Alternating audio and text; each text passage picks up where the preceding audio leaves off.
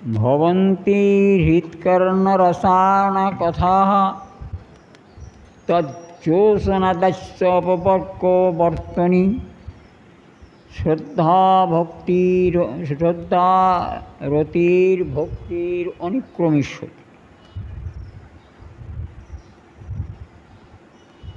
কালকে নিয়ে আমরা অনেক কথা আস্বাদন করেছি।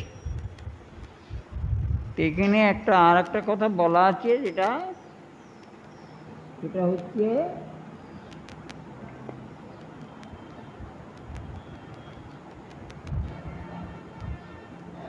তজ্জোৎস্নাৎ অপবর্গ বর্তনী। এটার কথা মানে হলো মুক্তির পথস্বরূপ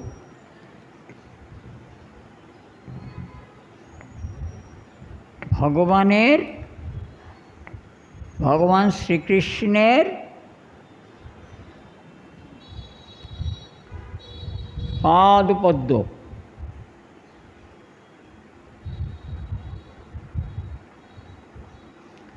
আশ্রয়ের ফলে ভগবত ভক্ত শতগণের মুখে ভাগবত কৃষ্ণকথা শ্রবণের ফলে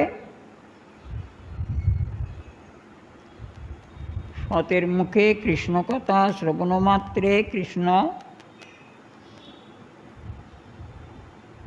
শ্রুতি মাত্রেণ হৃদয়ে গুহাশয়ে।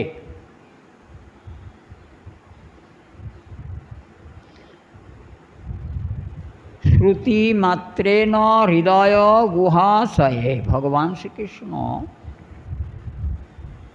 সজ্জনের মুখে, অর্থাৎ ভগবত পরায়ণ, এটাকে বারবার বলা হয়, তবু আর একবার বলি। এই সজ্জনের গুণ কী কী আছে না, উনি নিত্য ভাগবত মানে তো অনেকবার শুনেছেন, অতএব ও আর বলার কোনো ব্যাপার রাখে না। কেবলমাত্র ভগবত প্রসঙ্গই যার জীবনের ব্রত, তিনি ভাগবত। সোজা, ভগবত প্রসঙ্গ ছাড়া যার জীবনে কোনো ব্রত নেই, তিনি হলেন ভাগবত।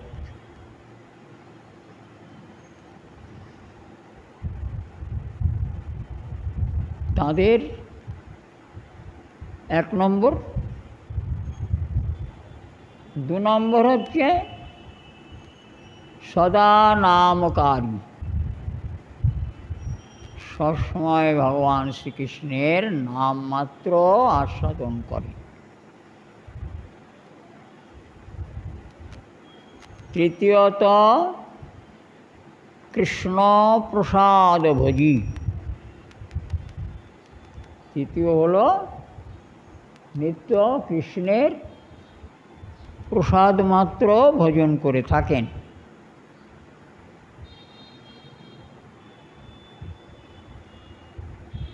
আর চতুর্থত কথাটা বলার আর কোনো অপেক্ষা রাখে না, সেটা হলো সর্বক্ষণ তিনি সৎ সঙ্গে বাস করে থাকেন। এ হচ্ছে সাধুর লক্ষণ, শতাঙ্গের বা সজ্জনের লক্ষণ 4টে। তিনি সবসময় সজ্জনের সঙ্গেই, সাধুর সঙ্গেই বাস করে থাকেন। আমাদের জীবনে এই 4টে জিনিস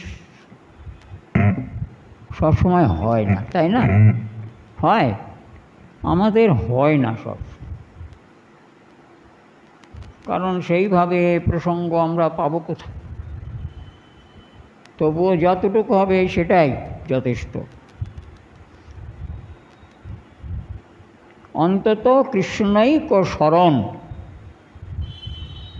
কৃষ্ণৈক নাম, এগুলো তো অবশ্যই সবার কাছেই আছে, দূরে নেই।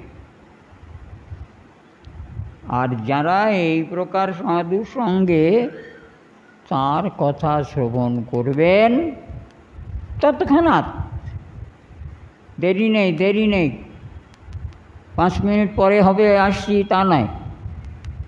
তৎক্ষণাৎ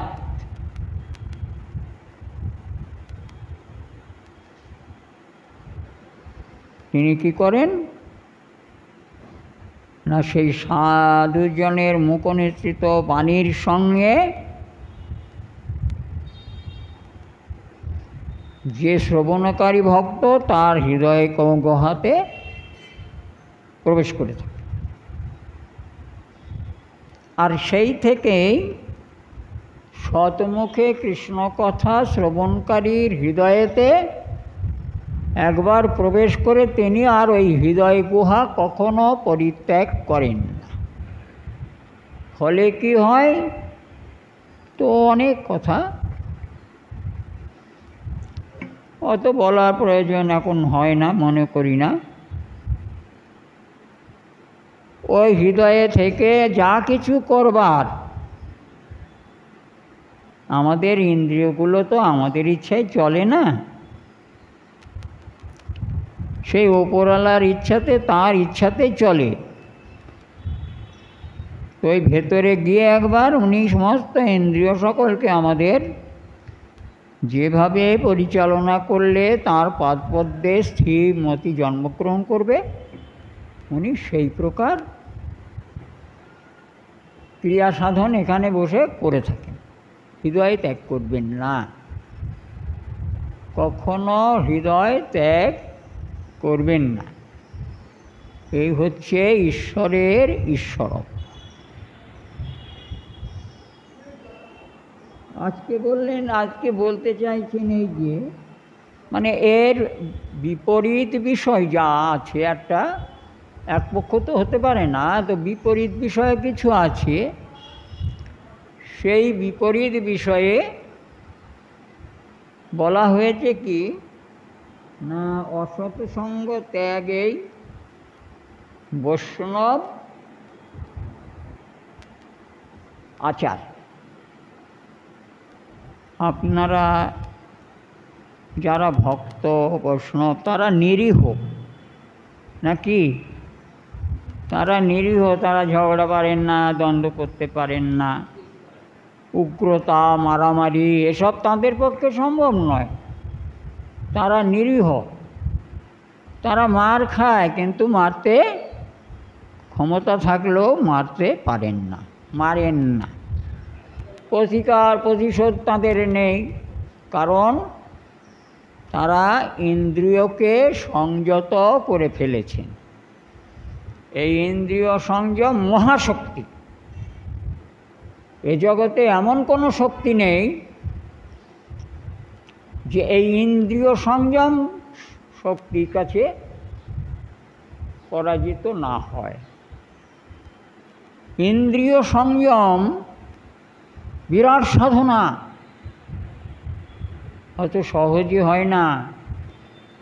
আর ইন্দ্রিয় সংযম না করতে পারলে জগৎ উচ্ছৃঙ্খলতায় পর্যবসিত হয়।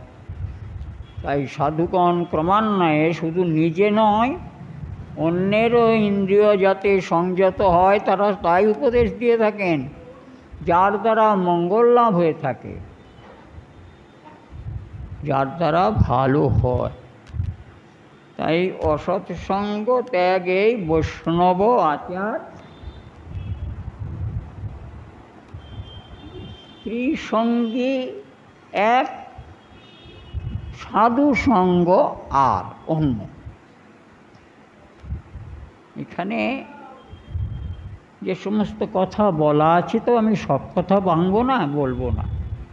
একটা দুটো কথা যেটা স্বয়ং মহাজনদের শ্রীমুখ থেকে প্রকাশিত হয়েছে, সেই মহাজনদের একটা কথা আমরা আলোচনা করব, এবং আমরা তার সঙ্গে দেখব যে তারা কি অপূর্ব অদ্ভুত শিক্ষাদান করে গিয়েছে।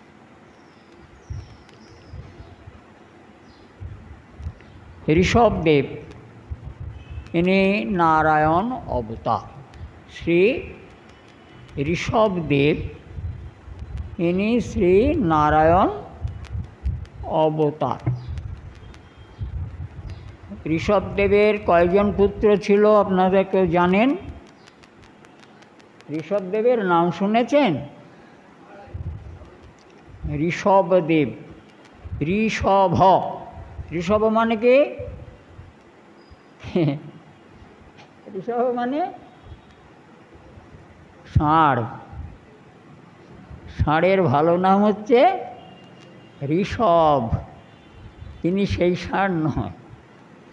ঋষভ মানে সমস্ত ইন্দ্রিয়কে সংযত করে যিনি মহাশক্তিতে নিজ মধ্যে বিরাজ করে থাকেন, তিনি ঋষভ।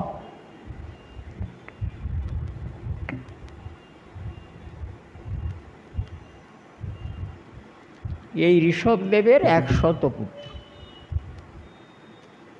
ঋষভদেবের লিখে রাখুন 100 পুত্র। জ্যেষ্ঠ পুত্রের নাম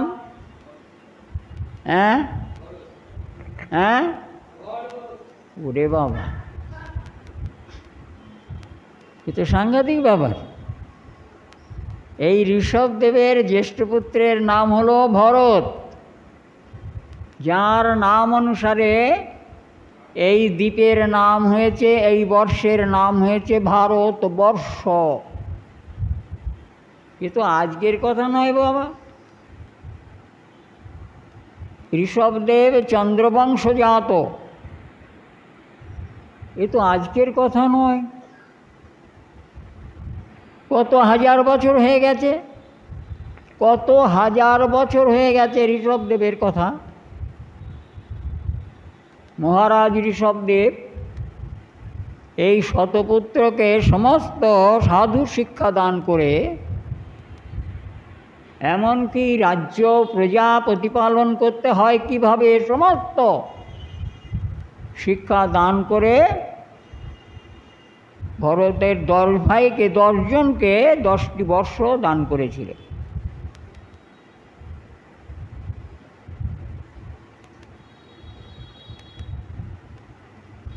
আর অনেকে তাঁর শিক্ষা লাভের পর ভজনে চলে গিয়েছিলেন, ভজনে চলে গিয়েছিলেন। এরা জগতের পরম মঙ্গল, জগতের মঙ্গল সাধনের নিমিত্ত পরমমঙ্গলময় ভগবান শ্রীহরির পাদপদ্মকে আশ্রয় করে সেবা করেছিলেন। এই ঋষভদেব বলেছিলেন একটা কথা ভাগবতে, ন তথৈশ্র ভবেন মোহ বন্ধন শ্যান্যা প্রসঙ্গত ইয়সীতি সঙ্গিয়াদ ইয়াতা পুংস ইয়াতা তৎ সঙ্গী সঙ্গত। উনি বলেছিলেন, বৎস, আমার কথা তোমরা মনোযোগ সহকারে শ্রবণ করো। কি বিষয়টা? স্ত্রীলোকের সঙ্গ। বুঝে নেবেন কথা, সব কথা বেশি ভাঙা সম্ভব হয় না। স্ত্রীলোকের সঙ্গ এবং তার সঙ্গীর সঙ্গ যারা করে, তাদের কি হয় না, তাদের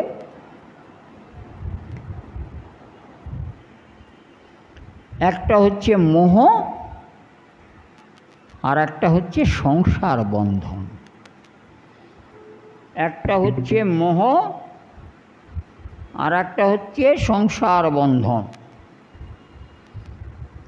মোহ তো বোঝেন, মোহ কাকে বলে?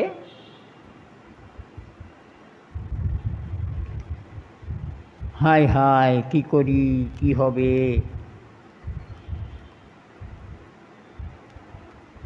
কোনো বিষয়ের প্রতি স্থিরতা স্থাপন করতে পারেন না, এটা মোহর কাজ। যাকে বলে ফিকল মাইন্ডেড, বিক্ষিপ্ত মস্তিষ্ক, বিক্ষিপ্ত মন।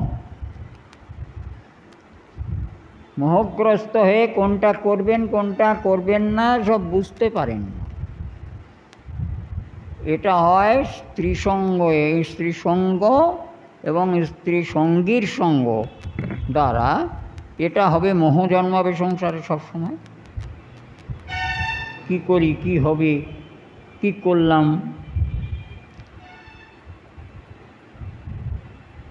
আর সংসার বন্ধন। সংসার বন্ধন, সংসার বন্ধন নরকস্বরূপ। এটাই নরক, যেখানে নিরন্তর সাজা পেতে হয়, শাস্তি পেতে হয়, দুঃখ পেতে হয়। এটা নরক নয়? সুখ পাই আমরা? না, পাই না।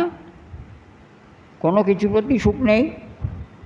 সুখ যদি তৃণফুলের মধুর মতন তুচ্ছ হয় তো দুঃখ পর্বত আকার নিরন্তর। সেদিনও শুনেছেন, তাই বেশি বলা প্রয়োজন হয় না। দুঃখ আমাদের পর্বত পরিমাণ, আনন্দ বা সুখ আমরা প্রাপ্ত হতে পারি না। এটা নরক ছাড়া আবার কি? যেখানে কষ্ট প্রাপ্তি হয় সেটাই নরক।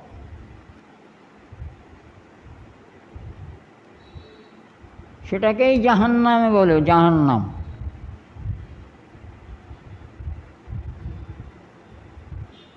আমরা তো কথায় কথায় বলি জাহান্নামে যা, বলি তো।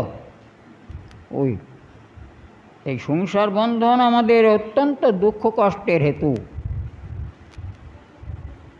কিন্তু সাধু সঙ্গ তার বিপরীত।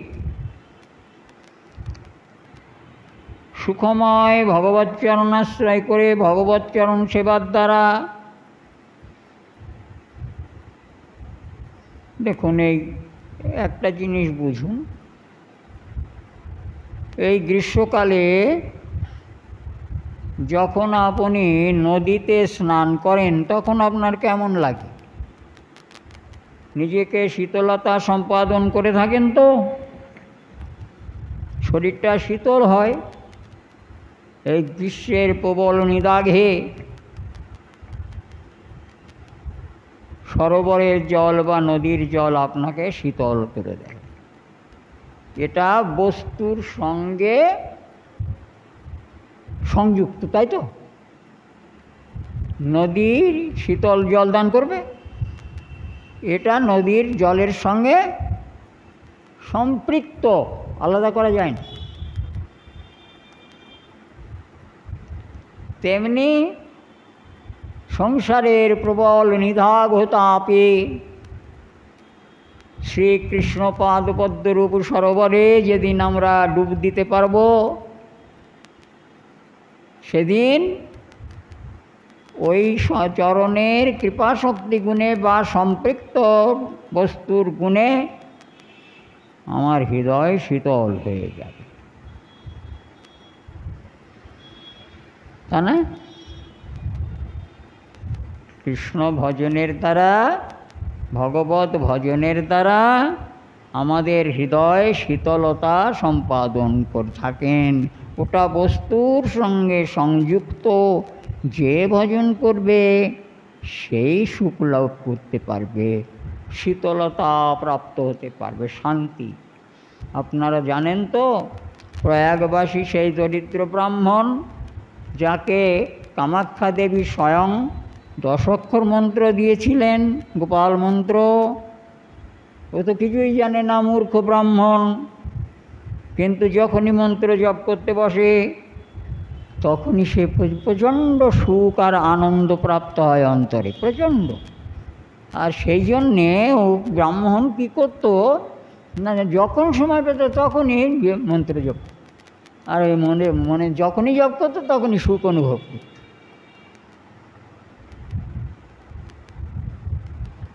তিনি যতটা পেয়েছেন ততটা বোধহয় আমরা পেতে পারি না, তাই না? হ্যাঁ, সাক্ষাৎ কামাখ্যা দেবী দিয়েছেন তো মহাশক্তি, তাই সঙ্গে সঙ্গে কার্যকরী হয়েছে। আপনারাও কি সুখ পাননি? মিথ্যে কথা বলবার কোনো স্থান নেই।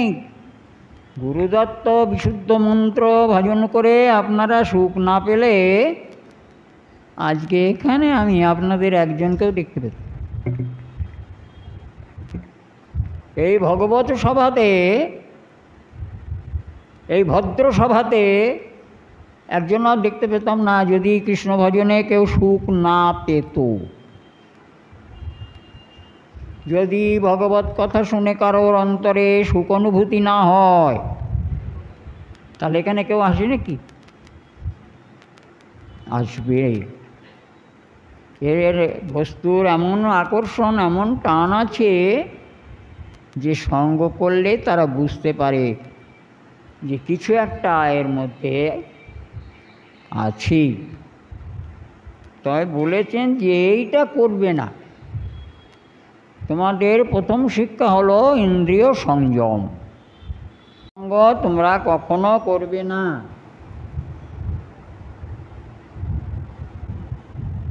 আবার কি হয় জানো তো করলে? সত্যম শৌচং দয়া মৌনং বুদ্ধি শ্রীর্হির্যশ সমা সমো দম ভবেদ চেতি ইয়াত সংজ্ঞাত ইয়াতি সংশয়ম।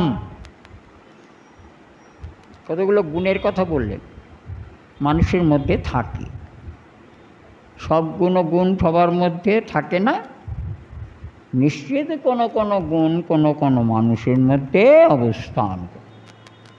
মানুষ, তোমার 4 হাত পা না, তোমার 2 হাত পা, তোমার 2 হাত 2 পা। তুমি হিংস্র নখদন্ত বিশিষ্ট কোনো জন্তু নও।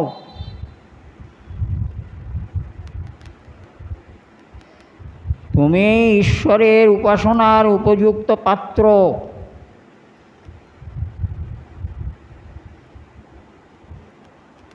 ভুলে যেও না, আমরা যা করছি দৈনিক এটা আমার সত্যকারের কর্ম নয়, এটা সংসার বন্ধনের হেতু।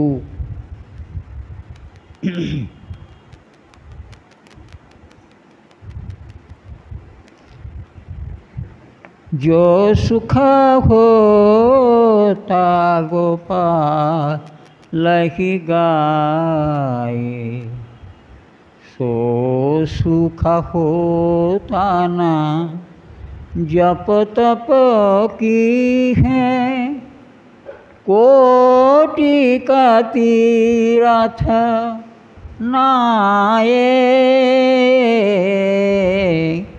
जो सुख होता गोपाल ही गाए, दिए ले तो नहीं 4 पदार्थ, दिए ले तो नहीं 4 पदार्थ। गोपाल नाम गान करे जे सुख लाभ হয়, कोटि का तीर्थ,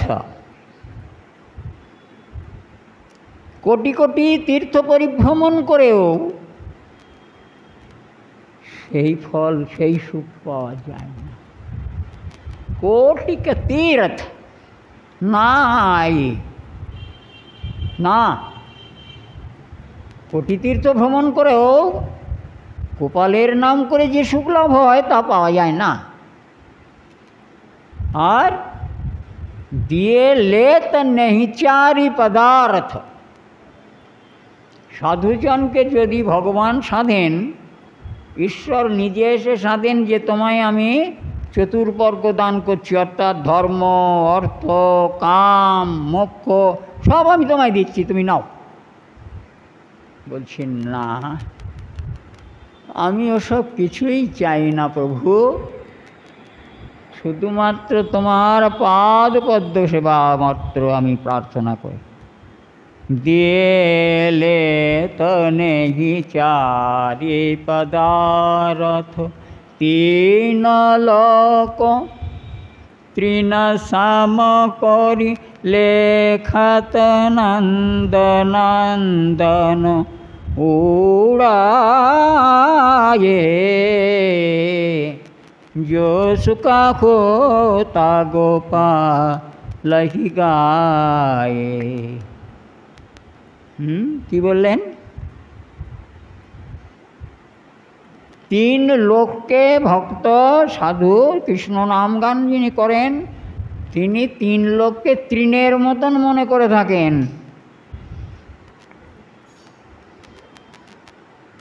केवलमात्र गोपालेर नामे नंदनंदनेर नामे जय ध्वजा उड़िए तारा बेड़ाय। जय श्री गोपाल, जय श्री नंदनंदन, এই তাঁদের মানে মুখের ব্রত বল এবং অন্তরের ব্রত, তারা এতে পরম সুখ অনুভব করে থাকে।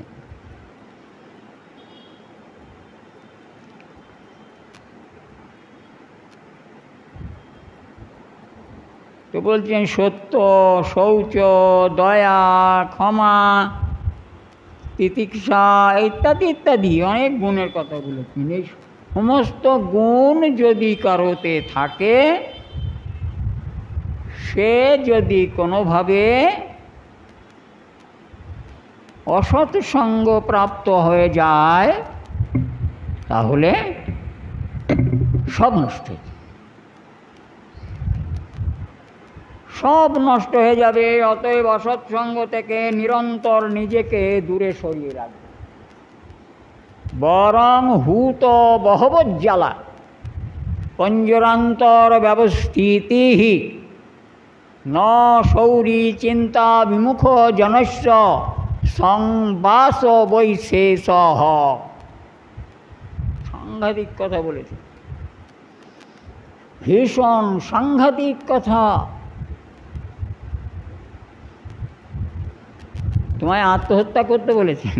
হ্যাঁ, শাস্ত্র তোমাকে আত্মহত্যা করতে বলেছেন। শোনো কথাগুলো কি বলেছেন না, বরং হুত বহবজ্জালা পঞ্জরান্তর ব্যবস্থিতি। তুমি বরঞ্চ অসৎ সঙ্গ থেকে নিজেকে বিরত রাখতে না পারো, তাহলে তুমি কি করবে? এই লোহার চেয়ার আছে না, ওকে বলে পঞ্জর। লোহার চেয়ার আছে তো, ওই লোহার চেয়ারের চারপাশে বড় বড় কাঠ দিয়ে আগুন জ্বালবে। আগুন জ্বেলে সেই লোহার চেয়ারটা যখন রক্তবর্ণ হয়ে যাবে, লাল, তখন তার উপরে গিয়ে তুমি বসে তোমার প্রাণ ত্যাগ করবে, তথাপি অসাধু বা অসৎ সঙ্গ করিবে না। তার মানে আত্মহত্যা করতে বলছেন আমাদের সাধুশাস্ত্র। হ্যাঁ, এরকম দৃষ্টান্ত।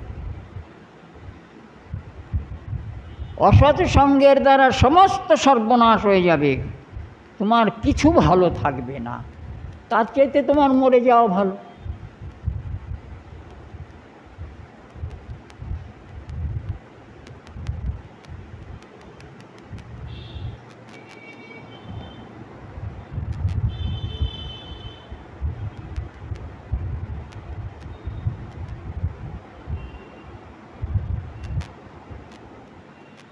স্ত্রীলোকের হাতের পুতুল, স্ত্রীলোকের হাতের পুতুল হয়েও না। একটা সত্যি কাহিনী আপনাদের বলি, শ্রবণ করুন।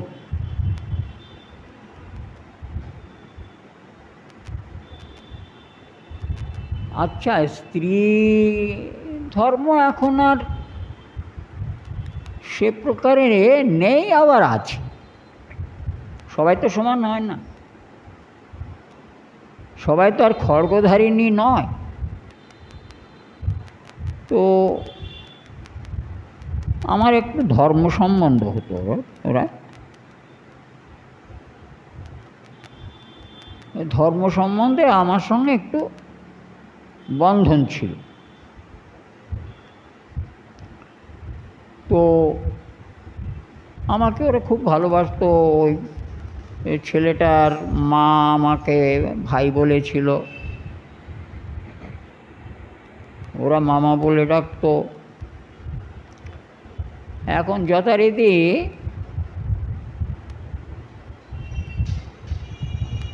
এই ভদ্রলোকের মহিলা, ভদ্রমহিলা এই হসপিটালে চাকরি করত, হসপিটাল,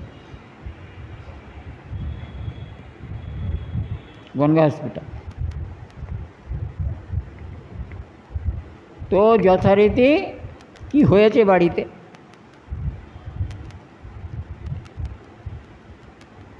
ঝগড়াঝাটি হোক আর যা হোক, আপনারা একটু সাবধান হয়ে যাবেন।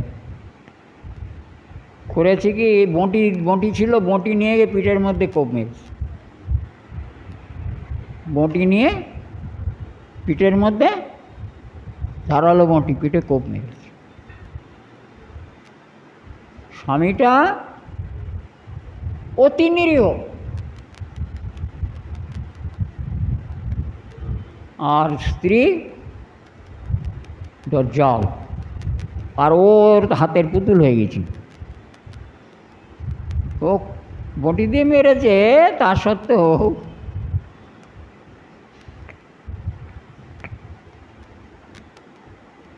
তার কথা মতন তাকে চলতে হতো। এখানে বলেছেন এইটার মধ্যে যে এই হাতের পুতুল স্ত্রী করে যদি কেউ হয়েছ, তাহলে তোমার সব শেষ হয়ে যাবে। হ্যাঁ, তাই বলে আবার আর সাবধানও করি। আবার স্ত্রীকে আপনি এই জন্য শুনে গিয়ে নেন ত্যাগ করে দেবেন, ত্যাগ করে দেবেন না যেন আবার, দয়া করে।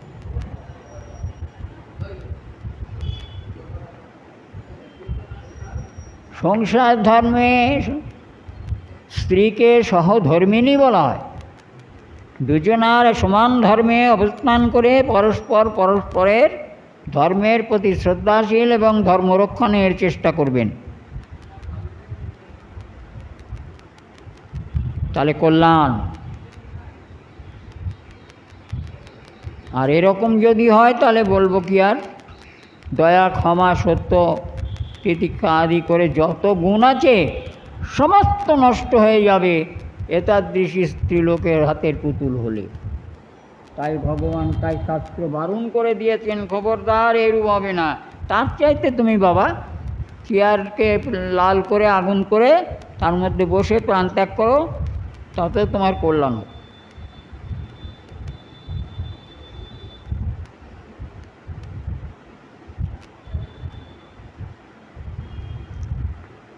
বা ঈশ এষাম, ঈশেষাম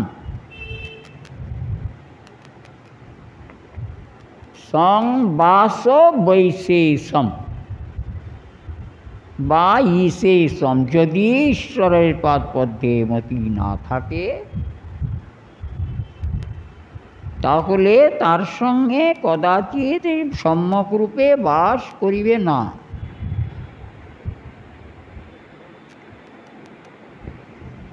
এসব সাধুকথা সাধুশাস্ত্রে বর্ণন করা হয়েছে। এ কথা, এ বিষয়েতে আরও অনেক কথা আছে, আমি অত বলবো না।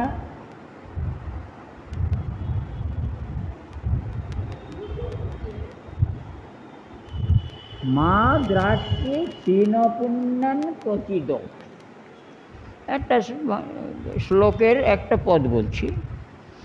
মা দ্রাক্ষে ক্ষীণপুণ্যানাং ক্বচিদ, ক্ষীণপুণ্য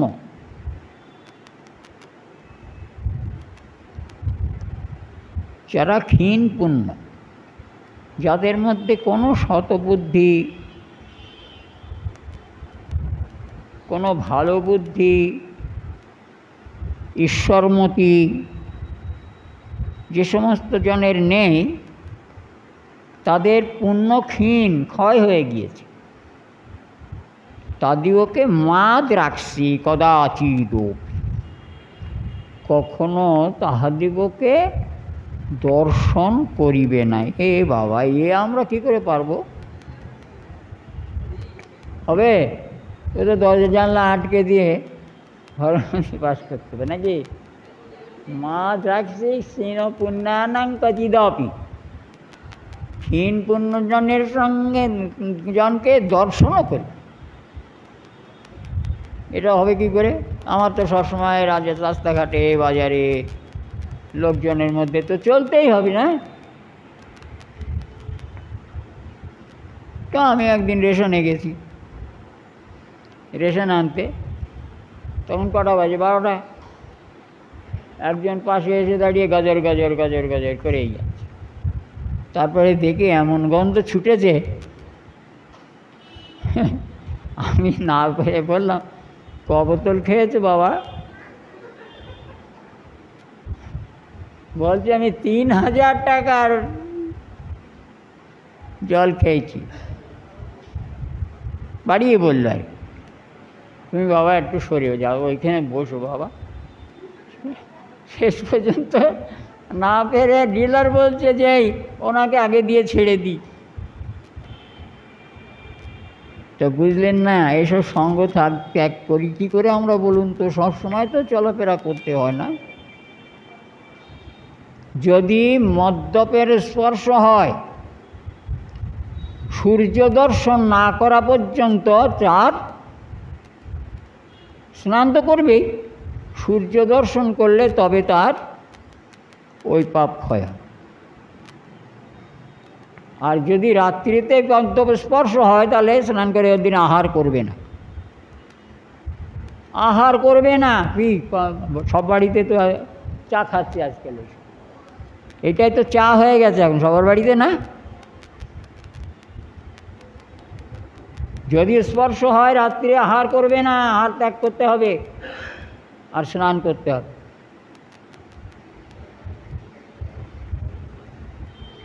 বুঝে শুনে রাখুন, বুঝে রাখুন, চিনে রাখুন শাস্ত্রে কি বলেছে।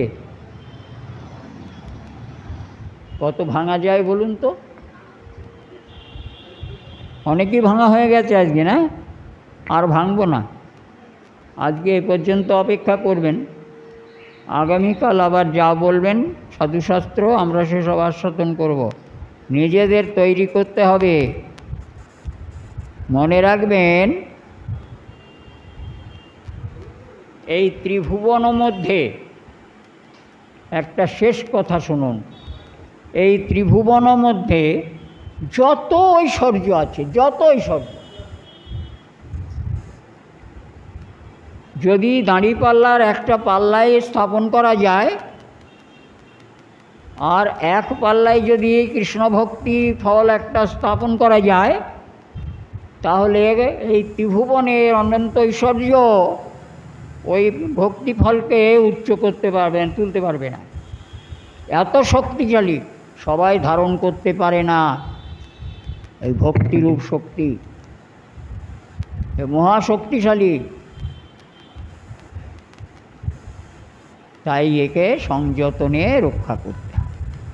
নিতাই গৌর সীতানাথ প্রেমানন্দে হরি হরি বল।